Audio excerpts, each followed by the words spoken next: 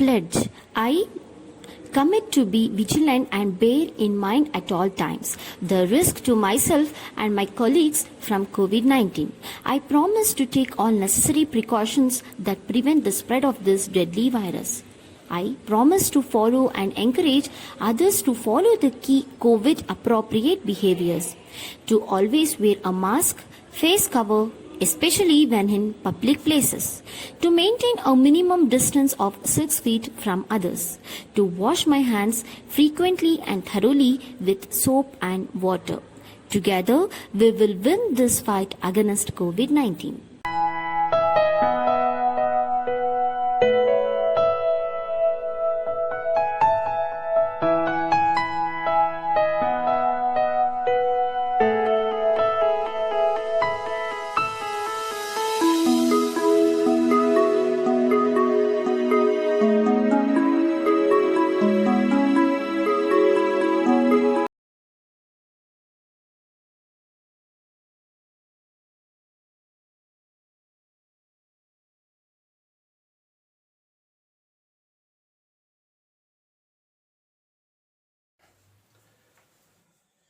Good morning.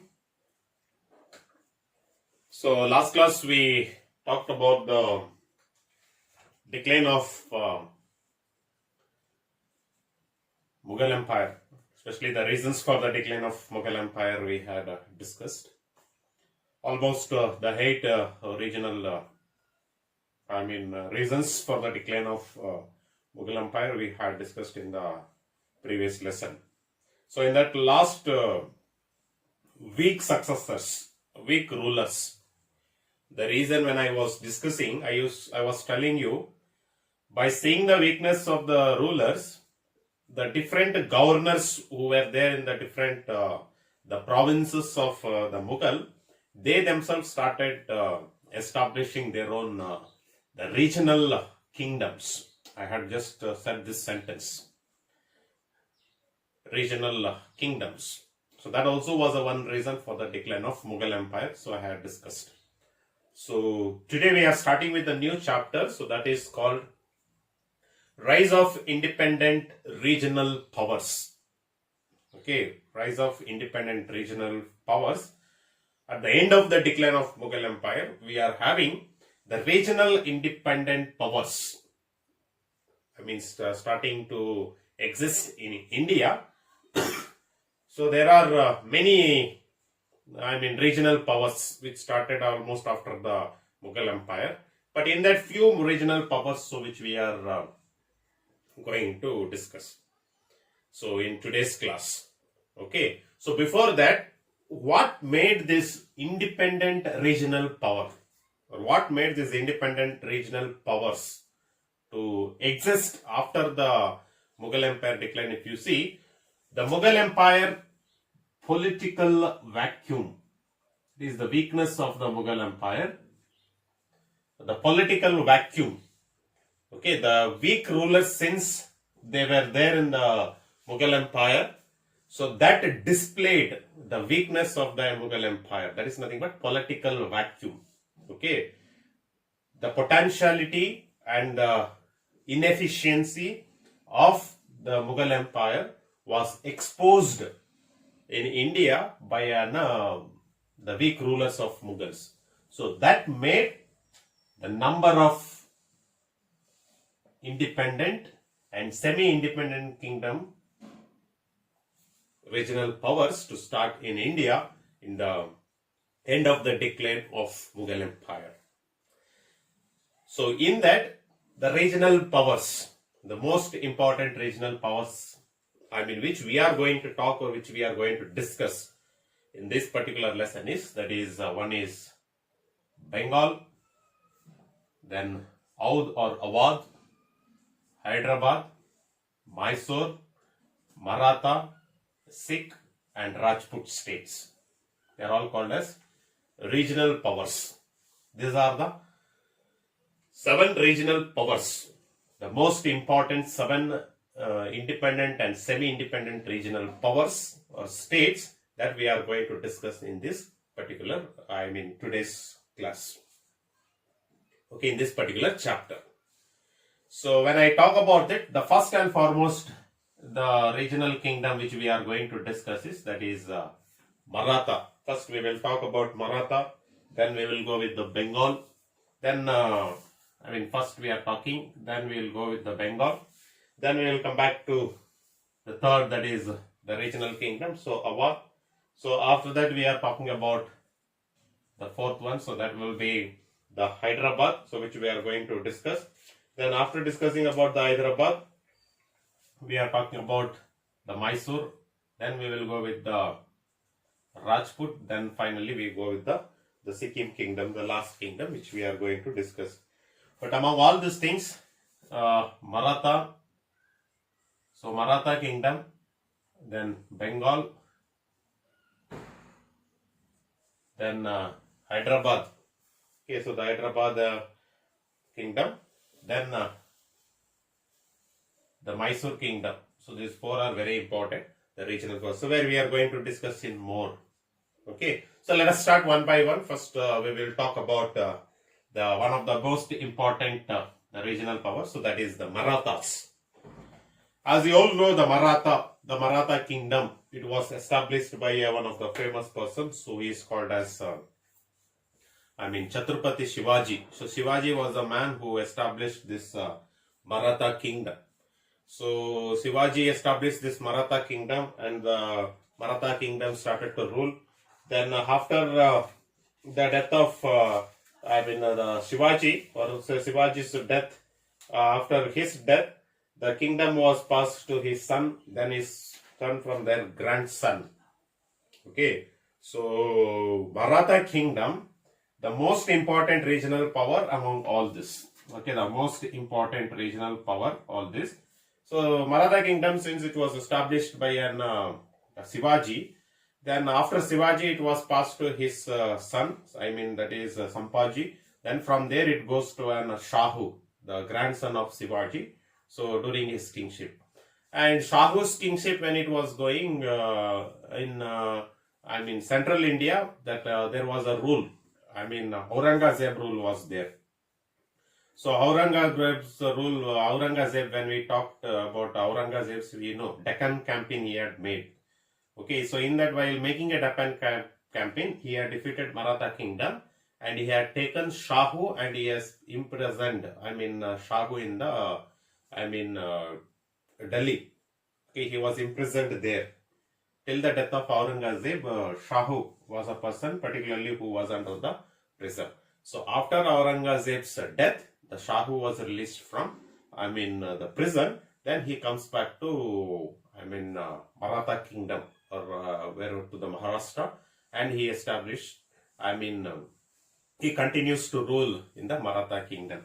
So when we see among the regional kingdom, so the most important regional power among the regional power, so that is the Maratha kingdom, which we are having it. Then Maratha alone had the potential to establish all India empire.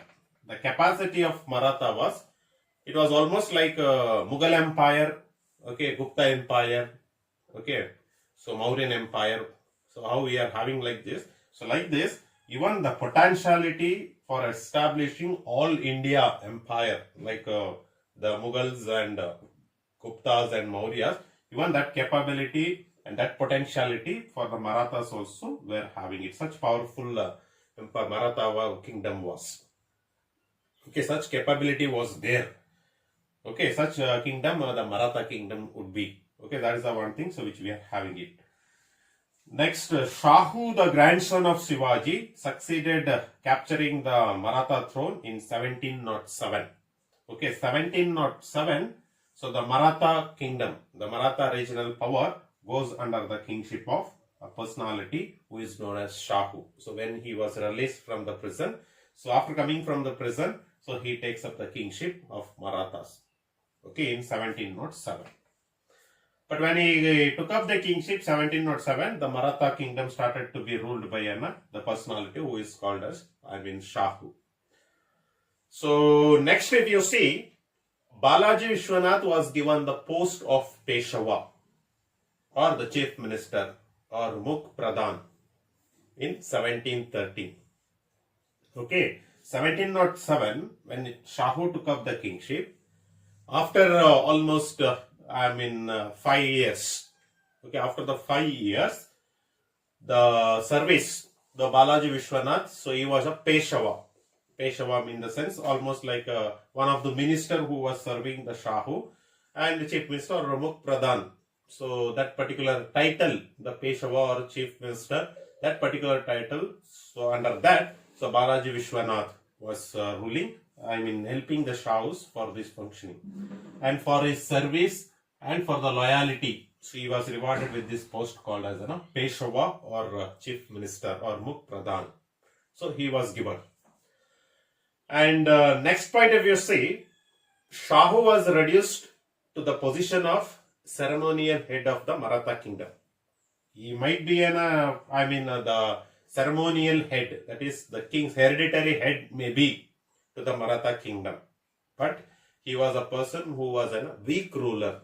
He was not that effective. Shahu was not that effective or that efficiency he was not having to rule this Maratha Kingdom, even though he was a ceremonial head. But even though he was a ceremonial head, but the real power was vested in the hand of the Peshwa. Peshwas, that is to the chief minister of the Maratha Kingdom. So in that, the first Peshwa of the Maratha Kingdom was Balaji Vishwanath. So from him is the post, this Peshwa rule starts. Okay, chief minister rule starts. Okay, so it was the period of dominance of Peshwa. So Maratha Kingdom has got two historical background. In the two phase we study. The first phase is of Chhatrapati Shivaji's rule. Okay, from there. Second phase is from the rule of we are having from 1713. So that was Peshwa's rule.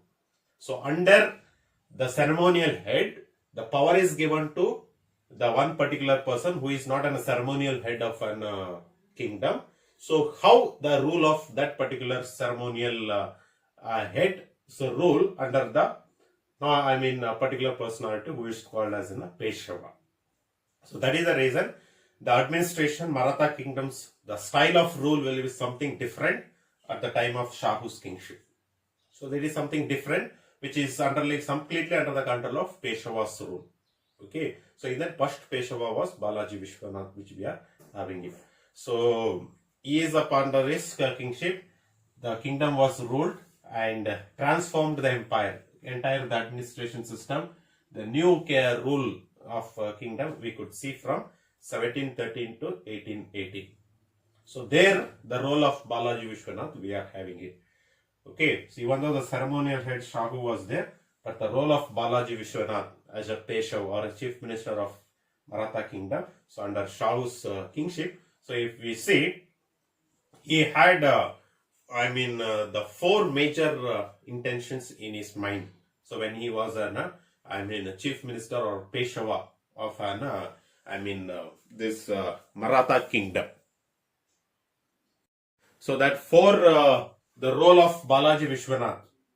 Okay, the role of Balaji Vishwanath when we see, before going into his role.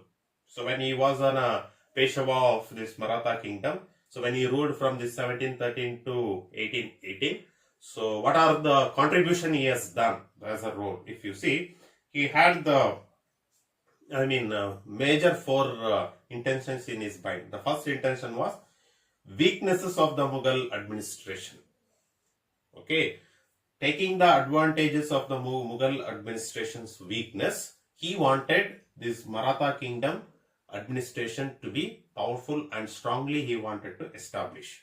That's the one thing. Second one is enhance the power and prestige of Marathas. At the time of Chhatrapati Shivaji, what was the power and the prestige of the Maratha Kingdom was there. The same, the power and the prestige of the Maratha Kingdom, he wanted to re-establish, enhance. He wanted to establish. Okay, that's the one intention he had it. Then restore the territories conquered by the Aurangzeb. After the death of Shivaji and after the death of during the time of Shahu's kingship, so whatever the territories or after Shivaji's death, whatever the territories of Maratha Kingdom which was taken by Aurangzeb during his kingship, all the places he wanted to take back. He wanted to restore back and he wanted to bring back to Maratha Kingdom. So that was the third intention. So he was having it. Then the fourth very intention is right to levy the taxes. The two most important taxes, that is Chauth and Shradeshamukhi. These two taxes he wanted to impose on 6 Mughal provinces. Okay, 6 Mughal provinces which was there in Decca, that is in Deccan, in South India. The 6 Mughal provinces which was there, on that Mughal provinces, even though Mughal Empire still it is there, but he wanted to impose these two taxes and he wanted to collect the taxes from this particular 6 provinces of the Mughals. So this was a 4 intention, that is Chauth and Shradeshamukhi. What is it? What type of tax? So that I will take it up in the next class. So we will see. And he wanted to impose it. Okay. So these are the 4, keeping these 4 intentions. So the Balaji Vishwanath started to play his role from 1713 to 1818. So under the kingship of Shahu. So next class, so we will see what are the role of Balaji Vishwanath. Did he implement all these 4 intentions? Did he got back? Okay, so all the things, so we will see it in the next class. So completely the role of Balaji Vishwanath, so which we are going to see. After that Balaji Vishwanath, so we are having, next to the Peshwas kingship, so we are having. So all the things, so which we are going to see in the next class, completely about the role of Balaji Vishwanath. So very important concept. So you should know all these 5 regional powers. Then here you should know in today's aspect the aims and objectives of Balaji Vishwanath, and he is the first Peshwa of Maratha Kingdom, the period where he was given and why the title was given to him. So all these things you should know. So next class, so we will see the completely the contributions of Balaji Vishwanath in the next class. Thank you.